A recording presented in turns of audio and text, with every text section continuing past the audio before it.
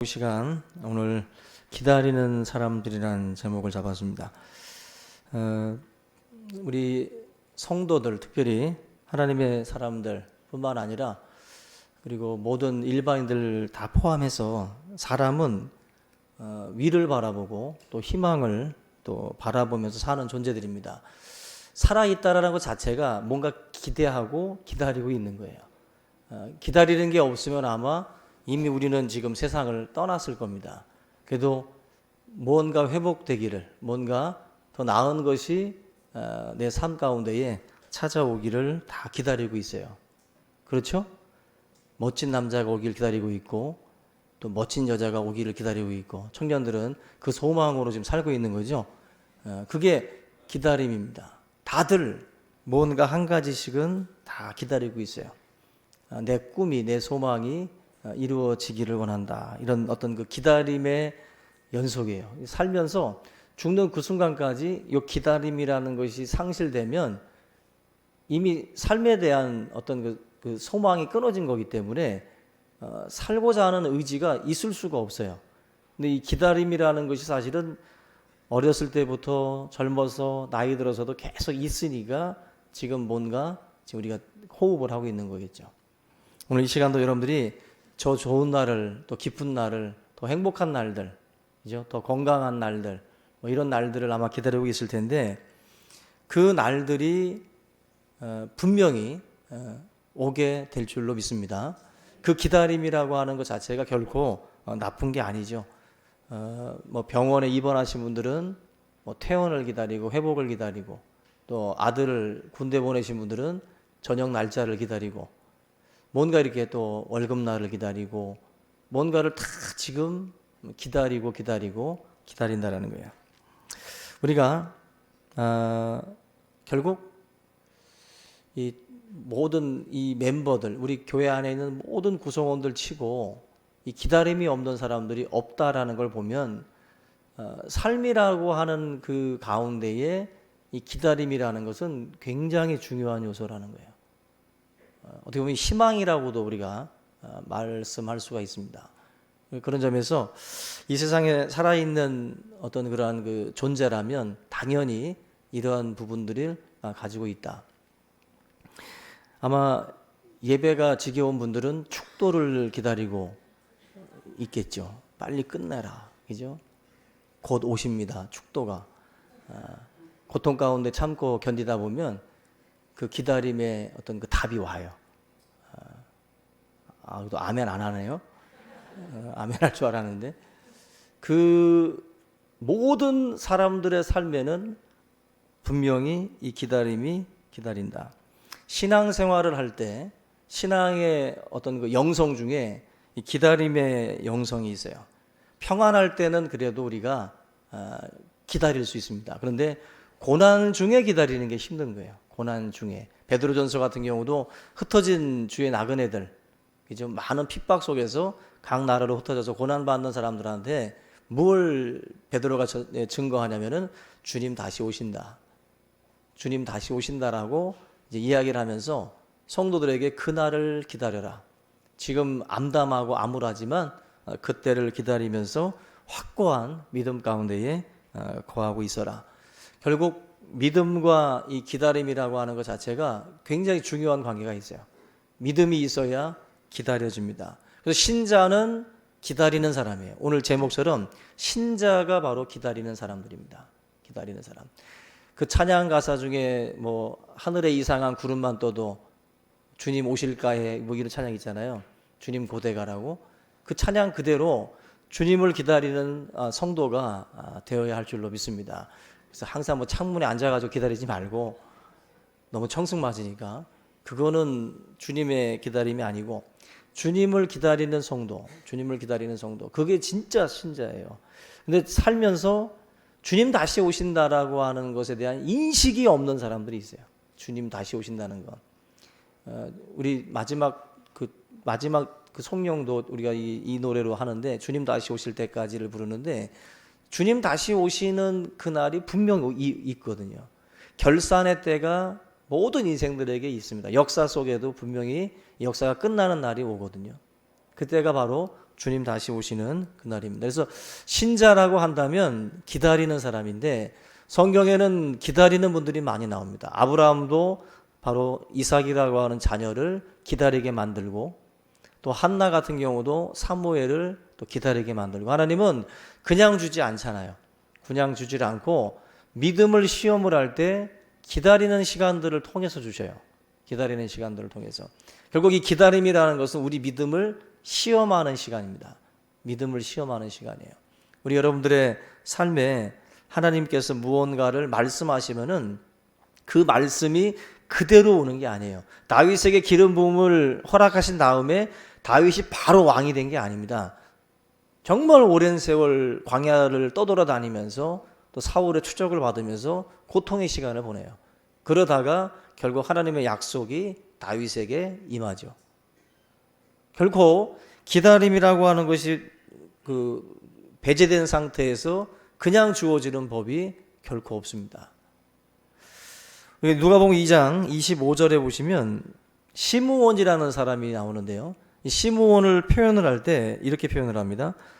누가복음 2장 25절에 예루살렘에 시므온이라 하는 사람이 있으니 이 사람은 의롭고 경건하여 이스라엘의 위로를 기다리는 자라. 성령이 그 위에 계시더라. 이스라엘의 위로를 기다리던 자가 바로 시므온이에요. 이스라엘의 위로라고 한다면 바로 메시아죠. 메시아를 기다리던 사람이 시므온인데 결국 절망하는 사람이 아니라는 거예요. 계속 기다린다라는 것은 절망하지 않았다라는 거예요. 지금 로마의 압제 속에 있고 암담하지만 시므온은 계속 기다립니다. 계속 그 이스라엘의 위로가 될 바로 이 메시아가 오실 그 날들을 계속 기대하고 기다렸다.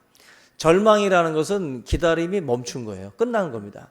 그래서 절망하는 거예요. 여러분들 분명히 기다린다는 것은 온다라고 믿고 기다리는 거거든요. 결국 기다림이 없다라는 것은 끝난 거예요. 그 사람은 절망하는 겁니다. 이스라엘의 위로를 이 사람은 계속 기다린 거예요. 다들 로마의 거대한 경제력이나 군사력을 보면 더 이상 기다리고 싶은 마음이 안 생길 수 있어요. 왜? 자기들은 약속 국가인데 언제 여기서 벗어나고 언제 메시아가 옵니까? 못 기다리죠. 근데 믿음이 있으니까 아브라함 그 언약이 계속 존재하니까 이 시므온이 포기하지 않고 계속 기다린 거예요. 저와 여러분들의 삶에도 하나님의 약속의 말씀, 하나님의 응답, 그 답에 대한 기다림이 사라진다라고 한다라는 것은 어떻게 보면은 우리 주위에 있는 로마 제국과 같은 그 거대함에 우리가 지금 눌린 거거든요. 우리가 눌려 있으면 기다릴 수 없어요. 근데 하나님에 대한 그 소망을 붙들게 되면 우리가 기다리게 됩니다. 기다리면 뭐예요? 부르짖음이에요. 그리고 간구함이고 기도하는 거예요. 그게 바로 기다리는 겁니다. 그래서 430년 동안 애굽에서 이스라엘 백성들이 고난 받을 때도 그들은 부르짖었어요. 하나님께 기도했다라는 거예요. 이 말은 그래도 이스라엘의 위로를 기다린 거예요. 하나님께서 자기 민족을 건져 주실 것이다. 애굽이라고 하는 데서 또 시므온은 로마라고 하는 그 민족 밑에 있으면서도 이 소망을 놓지 않았다. 신자는 이런 고난 중에 기다릴 줄 아는 사람, 기다림에 익숙한 사람이 바로 신자인 줄로 믿습니다. 그래서 여러분들은 기다릴 줄 아셔야 돼요. 기다려야 됩니다. 성도는 이런 기다림의 공동체, 교회 자체가 주님 다시 오실 때까지 기다리는 공동체잖아요. 이 존재 자체가 기다리는 거예요. 지금 교회는 계속 골라인이 거기입니다. 지금 골인 지점이 바로 주님 오시는 그날이에요. 그날까지 우리가 여전도회가 존재하고 남전도회가 존재하고 청년회가 존재하고 학생회가 존재하는 거예요. 주님 오시는 그날까지. 주님 오시면 해체되는 거예요. 이 모든 거는. 결국 우리가 계속 어떤 회를 통해서 모이고 기도하고 막 하는 거는 주님 오시는 것을 기다리기 위한 거예요. 기다리기 위해서. 그걸 기다리기 위해서 서로 격려하고 서로 위로하고 서로 힘을 넣어주는 게 바로 거기에 있어요. 만약에 주님이 다시 오실 일이 없다고 한다면 우리 모일 일이 없어요. 우리 모임 자체가 의미가 없어지는 겁니다. 존재 자체가. 우리 모든 성도님들의 삶에 이런 기다림에 좀 익숙한 그런 성도가 되시기를 바랍니다. 성경에 여러분들한테 기다리라고 하는 요소들이 많아요. 뭘 기다려라 많은데 그 중에 한 가지가 사도행전 1장에 보면은 아버지의 약속하신 것을 기다려라. 뭐죠? 성령이죠. 성령 세례에 대해서 하나님께서는 우리에게 기다리라고 그랬어요. 우리가 기다려야 될 것들이 굉장히 많은데 그 중에 하나가 바로 이 성령 세례입니다. 신앙생활을 할 때에도 이 은혜를 기다릴 줄 알아야 돼요. 하나님이 내 가운데에 물 세례뿐만 아니라 성령 세례가 있다는 것을 아셔야 돼요. 요한은 물로 세례를 주지만 몇 날이 못 돼서 성령께서 우리에게 세례를 베푸시는데 바로 예수님께서 우리 가운데 오셔서 하시는 일들 중에 바로 이런 성령 세례가 있어요. 우리가 기다리되 특별히 믿음의 사람들은 하나님의 은혜를 기다리고 이런 성령의 은혜들을 기다려야 돼요. 그래서 하나님 앞에 간구하셔야 돼요.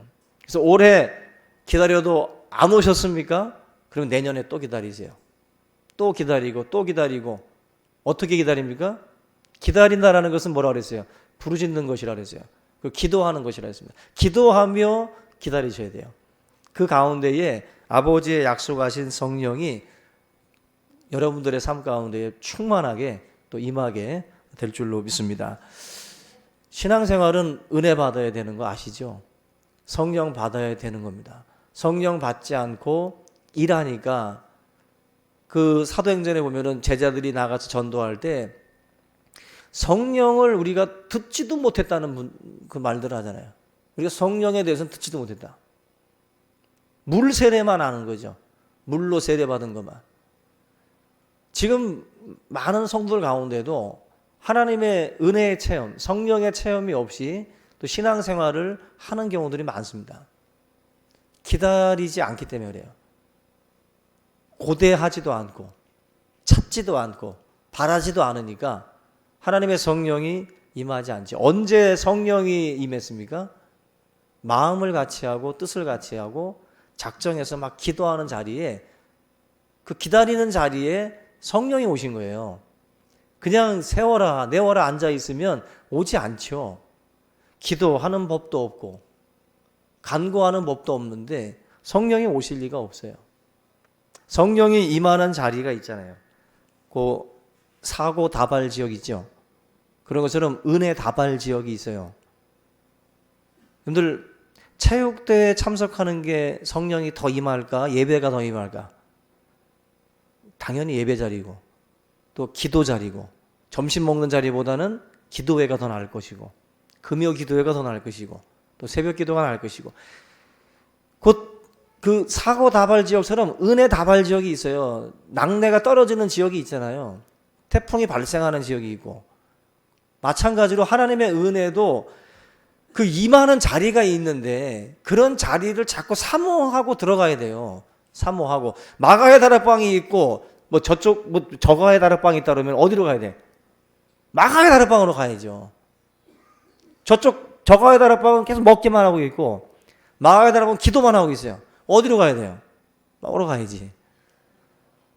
마가의 다락방으로 가야 은혜가 있는 거예요. 결국 기다리는데 엉뚱한 곳에 가서 기다리면 옵니까? 서울 방향으로 가는 그쪽에서 주안 쪽 가는 열차를 기다리면 열차가 와요? 안 오죠? 오는 지역에 가서 기다리셔야 돼요. 오는 지역에. 이쁜 아가씨가 지나가는 지역이 있잖아요. 타는 버스가 있고 그 버스를 타고 그 골목을 배회해야지 왜 딴 데 가서 있어? 못 만나는 거예요. 그러면 하나님의 은혜가 쏟아지는 자리가 있어요. 그래서 자꾸 말씀이 있는 곳으로 가고 기도가 있는 곳으로 가고 찬양이 있는 곳 자꾸 들어가야 은혜를 경험하게 되는 거예요. 근데 그런 자리들은 그냥 모범운전자예요. 다 피해가고 엉뚱한 데에만 있는 거예요. 보면은 항상 있어. 그런 데는. 근데 기도의 자리, 예배의 자리, 찬양의 자리, 그 자리는 없어요. 은혜 못 받는 거예요. 백발. 그 사울이 다메섹 걸어가다가 갑자기 뒤통수 맞고서 은혜 받았죠. 이건 천에 하나, 만에 하나예요. 아시겠어요? 여기 등산 가다가 한번 벼락 맞고서 은혜 받는 거, 그건 천에 하나, 만에 하나라고. 그거보다는 은혜 자리에 와서 기도하고 말씀 보다가 은혜 받는 경우가 더 많은 거예요. 더 많은 거예요. 그래서 여러분들 되도록이면 기다리되 엉뚱한 곳에 가서 기다리지 마세요. 엉뚱한 곳에. 은혜가 쏟아지는 그 자리에 가서 여러분들이 기다리는 성도가 되시기를 주님의 이름으로 축원합니다. 여러분들 우리가 이 오늘 말씀에도 보면은 우리를 향해서 주님을 기다리되 깨어서 우리가 기다리라고 말씀을 하고 있습니다. 33절 보니까 주의하라 깨어 있으라 그때가 언제인지 알지 못함이라. 우리 지난주에 봤던 뭐 열처녀의 비유도 그렇고 다 공통점이 준비하는 거죠. 깨어 있는 거죠. 그런 말씀들이 주님 재림에 대한 성도들이 갖춰야 될 준비 중에 하나라는 것입니다. 재림을 기다리는 신자들이 먼저 이 깨어서 기도하는 거, 깨어서 기다린다는 게 뭘까요? 오늘 말씀에도 보면은 주님이 오셨을 때에, 그죠? 주님이 올 때 잠자는 모습을 보이지 말라 그랬어요. 그죠? 36절 보니까 그가 호련히 와서 너희가 자는 것을 보지 않도록 하라. 이건 정말 육신적인 잠을 의미할까요? 아니잖아요. 그죠? 육신적인 잠을 의미하는 것이 아니라 바로 영적으로 잠든 상태를 의미하는 거죠. 영적으로 잠든 상태를. 주님이 오시는 그 시간이 밤일 수도 있고 낮일 수도 있고 새벽일 수도 있습니다. 뭐 저녁 근무한 분은 자고 있을 것이고, 그죠? 잠 자체는 중요한 게 아니라 바로 영적인 잠을 말하는 거죠. 영적인 잠. 주님이 오시는 그날에 깨어있는 성도가 돼야 되는데 깨어있지 못하고 잠들어 있는 성도가 될까 두렵다라는 거예요. 여러분들이 지금 깨어 있습니까? 눈은 뜨고 있는데 깨어 있어요? 깨어 있는 성도라는 그 개념 자체가 참 어떻게 보면은 좀 막연하잖아요. 추상적이고 너무 넓지요. 이게. 그렇지만 이 그 깨어 있다라는 것은 제가 언젠가 말씀드린 것처럼 이 정신을 계속 뭔가 하나에 이제 집중을 하는 거예요. 특별히 그 뭐 쌍소켓 만들었던 그 회사의 그 오너도 그 마스시다 고노스케라는 분인데 이분도 계속 사업 아이템에 대해서 고민을 많이 하고 있다 보니까 깨어 있는 거죠. 항상 그쪽으로 깨어 있으니까 지나가다가 다림질 하려고 하는 아내와 라디오를 들려는 남편이 막 이렇게 막 서로 싸우다가 소켓 하나 가지고 싸우다가 막 부부싸움이 일어났는데 그 소리를 듣고서 갑자기 영감이 번쩍 났다는 거죠. 쌍소켓을 그분이 만들었다 그래요. 대박이 터진 거죠. 그거는 그쪽으로다가 계속 뭔가를 열어놨을 때 일어나는 일이에요. 열어놨어요. 영감이라는 것은 우리가 에디슨이라든지 이런 사람들이 계속 그쪽으로 연구를 하니까 영감이 그쪽으로 1%가 탁 갔을 때 그분들이 잡는 거지 99%의 노력이 없는 사람들에게 그 1%의 영감이 올 리가 없어요. 그쪽으로 계속 신경을 쓰니까 그게 오는 거예요. 그 깨어있다라는 말이 그 말입니다. 깨어있다라는 말이. 우리가 하나님의 나라와 그 의를 구하고 우리의 온 마음과 생각이 주님에게 집중되어 있다 보면 그것이 모든 삶의 수레바퀴의 그 살처럼 다 연결이 돼요. 깨어있으면 여러분들의 삶의 모든 분야에 그 깨어있음이 다 적용이 됩니다. 다 들어가는 거예요. 정치인이 있고 경제인이 있고 뭐 문화, 뭐 사회 모든 분야에 다 다른 일들을 하고 있잖아요. 다 다른 일들을 하고 있는데 이 모든 사람들을 아우를 수 있는 게 뭐냐면 깨어있으면 깨어있는 그 믿음이 각자 자기가 맡은 현장 그 분야에서 하나님이 다 이 은혜가 그 속으로 들어가게 하시는 거예요. 그 분야를 가지고도 얼마든지 하나님께 영광 돌리는 일들이 가능합니다. 깨어 있어야 돼요. 깨어 있으면 하나님이 영감도 주시고 우리에게 필요한 게 뭐라고 그랬어요? 보통 영감이에요. 영감입니다. 노력하는 사람들은 많잖아요. 많다고 노력하는 사람들도. 근데 필요한 것 중에 하나가 바로 그 1%의 영감인데 그게 없어서 그 차이가 나는 거잖아요. 사실은. 그것을 사실 하나님께서 우리에게 이 깨어있음을 통해서 우리에게 연결을 시켜준다라고 저는 믿습니다. 그래서 우리가 믿음 안에서 깨어있으면 영적으로만이 아니라 하나님이 여러분들이 자리하고 있는 그 현장에서 지혜롭게 하시고 또 명석게 하셔서 그 모든 분야에 또 탁월한 하나님의 사람들로 또 세워 주시리라 믿습니다. 신앙적으로 깨어 있으셔야 돼요. 깨어 있으셔야 돼요. 그래서 이 관심과 초점이 그야말로 이렇게 다른 게 상대화되는 거죠. 어떤 이런 그 군대에서 만약에 별자리 2개가 부대를 방문한다고 그러면은 위병소에 있는 사람들은 계속 전방만 주시합니다. 하여튼 그 사령관 찝차 그 들어오면 그냥 외치거든요. 찝차 소리 지르면 전부 다 이제 막 긴장 모드로 들어가는 거예요. 온통 별 2개 뜬다 그러면은 거기에 온 정신이 들어가요. 온 정신이. 주님 다시 오신다라고 하는 그 개념이 성도들에게 이제 박혀 있으면 다른 것들은 부수적인 게 우선순위에서 밀려요. 우선순위에서. 신앙이라는 것은 아멘 주 예수의 오시옵소서 마르나타라고 하는 그 신앙이 딱 잡혀 있으면 그게 잡혀 있으면 다른 거는 우선순위에서 다 정리가 돼요. 근데 이게 돼 있지 않으면 이게 1위가 되고 이게 막 1위가 막 뒤섞이게 되는 거죠. 수많은 것들이 최고의 자리에 막 앉으려고 합니다. 근데 아멘 주 예수의 오시옵소서 마르나타라고 하는 이 신앙만 제대로 잡히면 저와 여러분들의 삶에 우선순위가 정해지게 돼요. 그리고 질서가 나름대로 잡히게 될 줄로 믿습니다. 깨어있는 그러한 성도, 결국 신앙은 깨어있음이에요. 잠듦과 깨어있음인데 우리 여러분들의 삶에 이런 깨어있음이 주님 오시는 그날에 우리를 부끄럽지 않게 만들게 될 줄로 믿습니다. 그 빌리 그레함이 그런 말을 했어요. 게으름은 주의 일을 파괴시키는 자이며 영혼의 살해자다. 그것은 사람을 가만히 그리고 고요하게 죽인다. 톨스토이도 게으른 자의 머릿속은 악마가 살기에 가장 좋은 곳이다.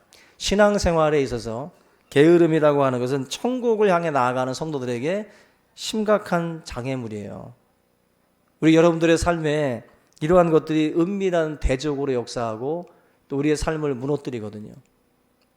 게으름에 저와 여러분들의 신앙이 이 경계를 늦추고 무너지는 일이 없도록 항상 깨어서 여러분들이 영적으로 깨어서 민감하게 여러분들의 삶을 좀 살피면서 지켜나갈 수 있기를 주님의 이름으로 부탁을 드립니다. 신앙 마지막 구약의 마지막 책과 신약 마지막 책 다 공통점이 기다리는 말씀으로 끝나요. 엘리야가 오실 것이다. 구약은 말라기가 엘리야가 이제 그 온다라고 말씀을 하고 있고 요한계시록은 바로 아멘 주 예수여 오시옵소서. 주님에 대한 그 고대함이 마무리를 장식을 해요. 신앙은 바로 그겁니다. 세상에 다시 오실 주님에 대한 그 기대와 기다림으로 우리가 들떠 있어야 돼요. 저는 성탄절에 이런 들뜸이 좀 있었으면 좋겠어요. 주님 다시 오신다라고 하는 그 들뜸. 택배 이 물건 기다려보셨죠? 물건 자기가 주문해 놓고도 그 물건 언제 올까 막 기다리잖아요. 그리고 물건 받으면 그렇게 기쁘죠. 그 기다림이라는 게 그런 거예요. 주님 다시 오신다라고 하는 것을 기다리는 자에게는 들뜸이 있어요. 그 뭔가 마음에 기쁨이 있고 뭔가 이렇게 좀 활기찬 게 있어요. 여러분들의 삶에 이 성탄절 이제 앞두고 있는데 이런 기다림을 통해서 여러분들의 신앙이 좀 더 살아있기를 바랍니다. 좀 더 생기가 있고 생명력 있는 신앙으로 자라날 수 있기를 주님의 이름으로 축원합니다. 우리 이 시간 찬양 같이 한번